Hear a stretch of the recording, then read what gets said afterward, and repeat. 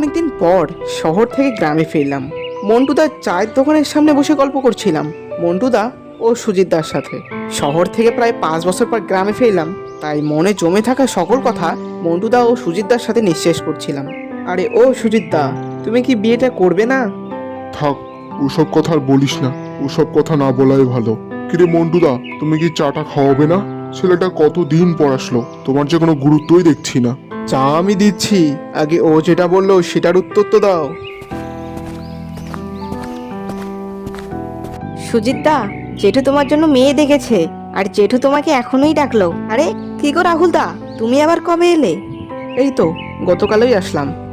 রাহুলদা, সুজিতদার তো বিয়ে ঠিক হয়ে গেল, এবার কিন্তু তোমার পালা। এ তোকে এত কথা বলতে কে বলেছে? আর আমার হয়েছে আরেক জ্বালা, কেন যে ডাকলো। রাহুল, চল তো দেখি এখন আবার কি করতে বলে। ডেকেছো বাবা? আরে বাবা রাহুল, কবে শহর থেকে এলে? এই তো কাকা, গতকালকেই। তা ভালো করেছো। তা শোনো সুজিত, আমি তোমার বিয়ে ঠিক করেছি। কিন্তু বাবা, আমি তোমার মত জানতে চাইনি। আমি মেয়ের বাবাকে কথা দিয়ে ফেলেছি, আর তুমি আর কাল রাহুল যাচ্ছ সেই মেয়েটাকে দেখতে। তা বাবা রাহুল, কালকে কি তোমার কোনো কাজ আছে? না কাকা। তাহলে তো হয়েই গেল। কাল দুপুরবেলা যাচ্ছ তাহলে তোমরা। সুজিতদা, পৌঁছাতে আর কতক্ষণ লাগবে বলো তো? আমি তো নিজেই জানি না। আমাকে তো বললো ভবানীগঞ্জ গিয়ে আধানগর গ্রামে নাকি যেতে হবে। ভবানীগঞ্জের যাত্রীরা চলে আসুন।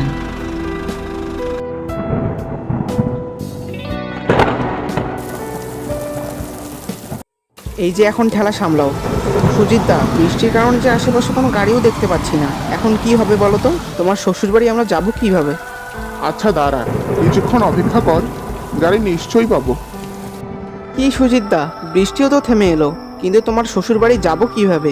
রাতও তো অনেক হয়ে এলো। সেটাই তো, বাড়ি ফিরে যাব নাকি বলতো? বাড়ি যে ফিরবে, সেই গাড়িটা কোথায় পাবে? তার চেয়ে আমি বলি কি, আজকের রাতটা এখানকার আশেপাশে কোনো হোটেলে কাটিয়ে দিলেই তো হয়। তা মন্দ বলিসনি, চল তাহলে হোটেল খুঁজি। চলো তাহলে।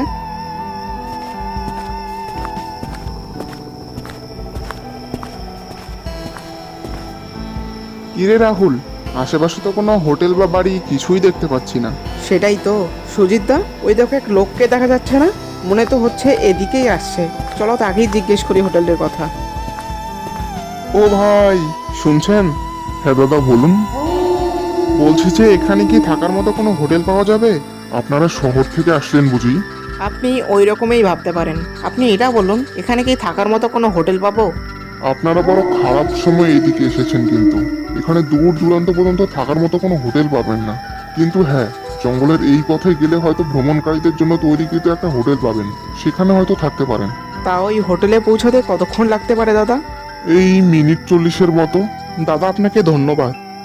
দাদা, জঙ্গলের পথে যাচ্ছেন কিন্তু সাবধানে যাবেন। আচ্ছা দাদা, ধন্যবাদ আপনাকে।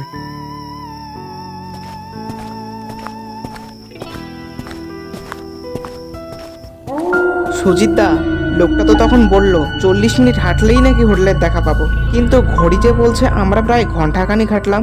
রাহুল, সামনে দেখ, একটা বিশাল বাংলো। তাই তো। চল রাহুল, ওখানে গিয়েই আমাদের বিপদের কথা বলি, যদি কোনো সাহায্য পাই।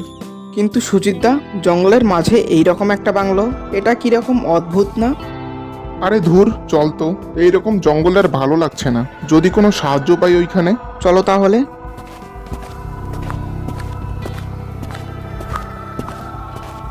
কেউ আছেন বাড়িতে? কে এত রাতে? বলছি যে আমরা বড় বিপদে পড়ে এখানে এসেছি, আমাদের একটু থাকার মতো জায়গা দেবেন? কাল ভোর হলেই আমরা চলে যাব। চলে আসুন, দরজা খোলা আছে। সুজিতদা, এ বড় অদ্ভুত লোক তো, এক কথাতেই রাজি হয়ে গেল। আমাদের পরিচয় জানতে চাইলো না, বাইরে এসে দেখলেও না আমরা কে কতজন আছি। আরে ভালো লোক পৃথিবীতে এখনো আছে, তাই এই লোকগুলোকে দেখলে না বোঝা যায়। সুজিতদা, দাঁড়াও, আমার কিরকম অদ্ভুত লাগছে এই ব্যাপারটা। তোর তো সব কিছুতেই খুচখুচানি, এই রাত বিরেতে মানুষ সাহায্য করছে তাতেও তোর সন্দেহ। চল তো ভিতরে যাই, এই ঘুজঘুজে জঙ্গলে আর থাকতে ইচ্ছে করছে না। চলো তাহলে। তোমরা কোথা থেকে আসছো বাবা? এ তো বুড়িমা, কিন্তু আমরা যে এক লোকের আওয়াজ শুনলাম। তা তোমরা ঠিকই শুনেছো বাবারা, উনি এই বাড়ির কর্তা। তা বাবারা, তোমরা এত রাতে এখানে কি করছো?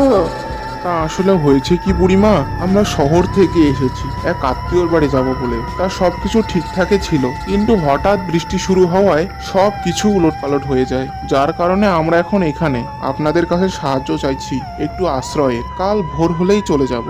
তা বেশ, থাকো। তবে তোমাদের যে ঘরে থাকতে দেব সেই ঘর থেকে কিছুতেই বের হওয়া যাবে না। সব সময় চুপচাপ থাকতে হবে, যত বড়ই সমস্যা হোক না কেন। তা কেন বুড়িমা?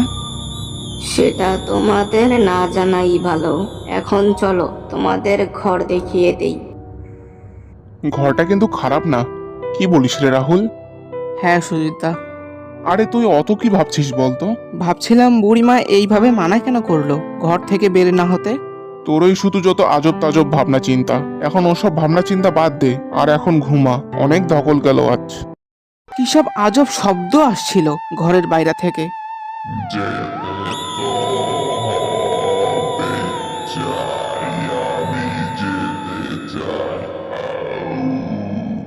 এসব শুনেই আমাদের ঘুম ভেঙে গেল। রাহুল, কোন মরকট এইভাবে বিচ্ছিরি গলায় গান বলছে বলতো? কে তুই আমাকে মরকট বলিস? দেখ তোর এবার কি অবস্থা করি। সুজিতদা, এখানে আর এক মুহূর্ত থাকা ঠিক হবে না, এখনই চলো এখান থেকে। দৌড়াও সুজিতদা, দৌড়াও। আমিও সুজিতদা নিজেদের জীবন বাঁচানোর জন্য দৌড়াতে শুরু করি। তারপর দৌড়ে আমরা এক গ্রামে আসলাম। পরে শুনি এটাই নাকি আধানগর গ্রাম। তারপর কোনো মতনে নিজেদের জীবন বাঁচিয়ে সুজিতদার শ্বশুর বাড়িতে পৌঁছালাম। তো বন্ধুরা, আজকে এই পর্যন্তই। তোমরা সবাই ভালো থাকো, সুস্থ থাকো, আর দেখা হচ্ছে পরবর্তী কোনো মজাদার, রোমাঞ্চকর ও ভয়ঙ্কর ভিডিওতে। ধন্যবাদ।